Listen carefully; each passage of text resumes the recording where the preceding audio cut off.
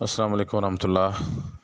فرض نمازوں کے بعد، جمعے کے بعد رسول اللہ صلی اللہ علیہ وسلم سے کبھی بھی دعا کرنا ثابت نہیں۔ اجتماعی آپ نے مل کر دعا کی ہوگی، ہاتھ اٹھا کر فلاں مسئلہ ہے، فلاں کی وفات ہو گیا، فلاں بیمار ہے، اس کے لیے دعا کر دیں، اس طرح کی کبھی آپ نے کوئی دعا نہیں کی۔ تو اس لیے یہ طریقہ غلط ہے۔ ہمارے ہاں ایک وہ چور دروازہ کھولا ہوا ہے کہ یہ طریقہ ٹھیک نہیں، اس کو مصنوع بنانے کے لیے کوئی بندہ کہہ دیتا ہے دعا کرتے ہیں، جمعے کے دن خاص کر بڑا رش ہوتا ہے دعاؤں کا۔ تو یہ غلط طریقے ہیں، خود دعا کریں، یا جس کو نیک صالح سمجھتے ہیں اس کو انفرادی دعا کروا لیں۔ اجتماعی دعا کر کے باقی نمازیوں کو پریشان کرنے کی ضرورت نہیں۔ اسی طرح ہمارے ہاں یہ مسئلہ ہے نکاح کا۔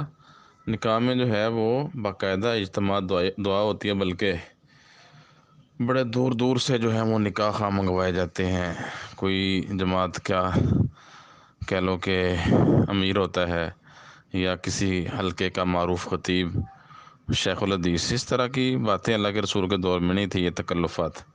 حتیٰ کہ مدینے میں نکاح ہوتے تھے، اللہ کے رسول کو پتہ نہیں ہوتا تھا ان کی شادی ہو گئی ہے۔ اس کی دو مثالیں تو ہمارے پاس ہیں، صحیح بخاری مسلم کی روایت۔ ایک تو شادی ہو گئی تھی، عبد الرحمن بن عوف مبشرہ میں سے ہیں اور آپ کے بڑے قریبی بھی ہیں۔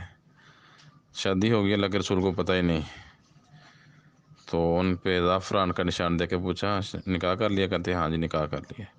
تو نہ کوئی شکوہ نہ شکایت کہ مجھے نکاح پہ کیوں نہیں بلایا، ولیمے کیوں نہیں بلایا، دعوت ہی کوئی نہیں ہے، کوئی اچھی دوستی ہے۔ ہمارے یہاں تو اسی کھانے پینے کے چکروں میں ناراض ہو جاتے ہیں، جی مجھے نہیں بلایا میں، تو اس ڈر سے کچھ لوگوں کو مدعو کر لیتے ہیں۔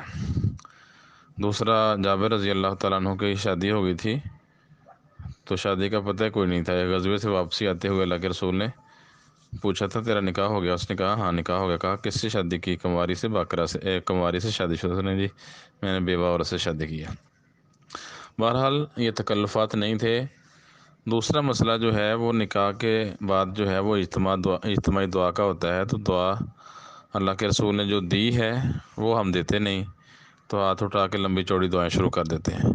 نبی صلی اللہ علیہ وسلم جب نکاح ہوتا تو دلہے کو دعا دیتے ہیں بارک اللہ لک و بارک علیک و جمع بینکما فی خیر۔ اس کے علاوہ کہ درازی عمر کے لیے نکاح قائم رہے تا دیر رہے، بال بچے ہوں، یہ خوشی خوشی رہیں، ان میں آپس میں مودت محبت بڑھ جائے، تو ایک لاتونی سلسلہ شروع ہو جاتا ہے، طولانی سلسلہ۔ تو اس سے ہمیں گریز کرنا چاہیے اللہ کے رسول سے۔ نکاح کے بعد اور نمازوں کے بعد کسی بھی جگہ پہ ہاتھ اٹھا کے اجتماعی دعا کرنا ثابت نہیں۔ میت کی تدفین کے بعد میت کے لیے استغفار کرنا اور اس کے لیے ثابت قدمی کا سوال کرنا، یہ عمل تو مسنون ہے، اور جو تدفین میں شامل لوگ ہیں ان کو یہ عمل انفرادی طور پر ہاتھ اٹھائے بغیر کرنا چاہیے۔ اس بارے میں مروی حدیث عثمان بن عفان رضی اللہ تعالیٰ عنہ بیان کرتے ہیں کہ نبی صلی اللہ علیہ وسلم اذا فرغ من دفن المیت وقف علیہ، نبی صلی اللہ علیہ وسلم جب میت کی تدفین کے سے فارغ ہوتے تو قبر کے پاس کھڑے ہوتے اور کہتے استغفروا لاخیکم، اپنے بھائی کے لیے استغفار کرو، وصلوا لہ بالتثبیت، اور اس کے لیے ثابت قدمی کا سوال کرو، فإنہ الآن یسأل، کیونکہ اس سے اس وقت سوال ہو رہا ہے۔ سنن ابی داؤد میں روایت ہے، 3221 نمبر روایت، سند اس کی حسن ہے۔ اس کے تمام راوی ثقہ ہیں۔ حانی مولا عثمان یہ صدوق حسن درجے کا راوی ہے، اس لیے یہ روایت حسن لذاتہ ہی ہوگی۔ تو اس حدیث سے کے الفاظ سے جو استدلال ہوتا ہے کہ آپ نے صحابہ کرام کو حکم دیا ہے استغفار کا اور اس کے لیے ثابت قدمی کی دعا کرنے کا۔ لمبی چوڑی دعائیں بھی نہیں ہیں، یہ 2-3-4 کلمات اس کے لیے کہنے چاہیے، اور ہر بندہ انفرادی کہیں یا اجتماعیت کا کہیں بھی تاثر نہیں پایا جاتا۔ اور ہمارے ہاں ایک بندہ امام کھڑا ہو کے دعا کرنا شروع کرتا ہے، 15-20 منٹ کی دعا ہوتی ہے، باقی لوگ آمین کہتے رہتے ہیں، اس سے یہ ثابت نہیں ہوتا، یہ غلط طریقہ ہے۔ میت کے لیے ہاتھ اٹھا کے دعا کرنا تدفین کے بعد، یہ اس بارے میں کچھ روایات منقول ہیں، ان میں سے کوئی بھی صحیح نہیں۔ پہلی روایت ہے طبرانی اوسط میں کہ عبداللہ ذی البجادین یہ غزوہ تبوک میں ہلاک فوت ہوئے تھے رات کے وقت، تو رسول اللہ صلی اللہ علیہ وسلم ان کی قبر میں اترے اور ابو بکر عمر سے بھی کہا میرے بھائی کو میری طرف سرکاؤ۔ جب رسول اللہ صلی اللہ علیہ وسلم نے ان کو قبر میں اتارا تو پھر یہ دعا کہ اللہم انی راض عنہ فرضان ہو، اللہ میں اس سے راضی ہو تو بھی راضی ہو جا۔ تو یہ روایت طبرانی اوسط میں ہے۔ اس سے کچھ لوگ دعا کا استدلال کرتے ہیں کہ اجتماعی دعا کرنی چاہیے، یہاں بھی اجتماعی ثابت نہیں ہوتی، لیکن یہ روایت سخت ضعیف ہے۔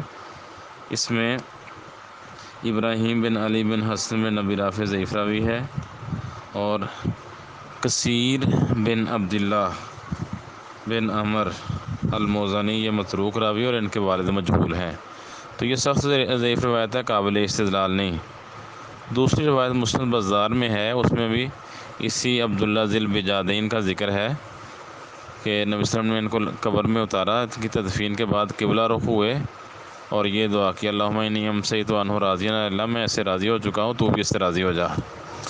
یہ روایت بھی جو ہے سخت ضعیف ہے۔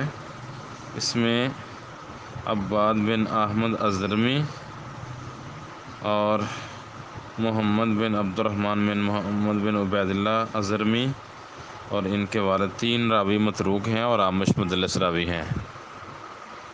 تیسری روایت ہے حلیۃ الاولیاء میں، اس میں بھی اسی عبداللہ ذی البجادین کا ذکر ہے کہ نبی صلی اللہ علیہ وسلم نے ان کو قبر میں اتارا، جب اس کی تدفین سے فارغ ہوئے استقبل القبلۃ رافعا یدیہ، تو قبلہ رخ ہو کے ہاتھ اٹھا کے آپ نے یہ دعا کی اے اللہ میں اس سے راضی ہو چکا ہوں فرضان ہو تو بھی اس سے راضی ہو جا۔ یہ روایت بھی ضعیف ہے۔ اس میں عامش مدلس ہے، محمد بن اسحاق ابو بکر فارسی ضعیف ہے اور سعد بن سلط مجہول راوی ہے۔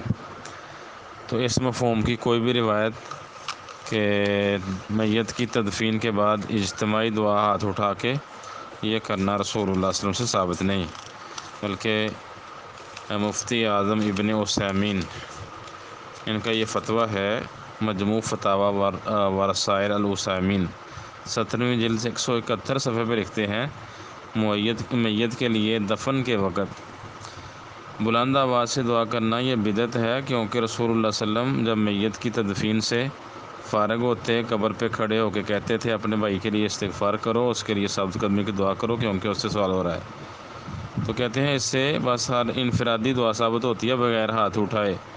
اگر دعا اجتماعی آواز سے سنت ہوتی تو نبی صلی اللہ علیہ وسلم یہ عمل ضرور کرتے، بلکہ آپ نے لوگوں کے لیے یوں کہا جاتا تھا کہ ہر بندہ اپنے طور پہ میت کے لیے دعا اور استغفار کرے، اور یہ دعا ایک ہی مرتبہ کافی ہے۔ دوسرا فتویٰ ہے الدرر السنیہ فی الاجوبۃ النجدیہ، اس میں عبداللہ ابو ابتین یہ بیان کرتے ہیں، لکھتے ہیں کہ یہ حدیث اس میں آیا ہے کہ اپنے بھائی کے لیے استغفار کرو، یہی بس اتنا استغفار اور اس کے لیے ثابت قدمی کی دعا ہی مسنون ہے کہ اس کے لیے استغفار کیا جائے اور ثابت قدمی کی دعا کیا جائے۔ ہاتھ اٹھا کے دعا کرنا اس حالت میں کہتے ہیں یہ اس بارے میں کوئی دلیل وارد نہیں ہو، اس لیے میں اس کو جائز نہیں سمجھتا۔ تو ہاتھ اٹھا کے اجتماعی طور پر دعا کرنا اور باقی لوگوں کا دعا کرنے والے کا اونچی آواز سے دعا کرنا اور باقیوں کا آمین کہنا یہ غلط طریقہ ہے، اللہ کے رسول سے ثابت نہیں۔ تو نماز جنازہ اجتماعی دعا ہے میت کے لیے، اس کے بعد تدفین کے بعد انفرادی طور پر ہاتھ اٹھائے بغیر آہستہ آواز سے دعا کریں گے، اس میں اجتماعی دعا ہاتھوں کو اٹھانا اور باقی لوگوں کا آمین کہنا یہ ثابت نہیں ہے۔ السلام علیکم۔